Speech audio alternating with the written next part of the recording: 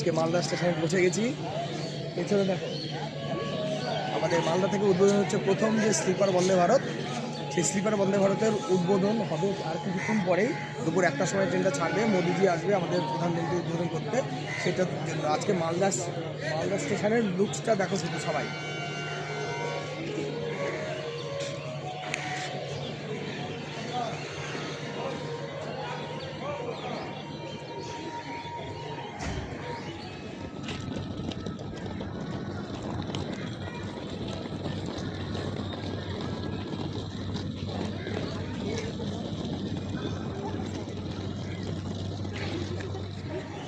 তাহলে কেমন লাগছে? ঠান্ডাও কিন্তু সেই পড়েছে, সকালবেলা একদম 1 নম্বর প্ল্যাটফর্মে কিন্তু কোনো মতে ঢোকার চান্স নেই, পাশ দিয়ে বন্ধ।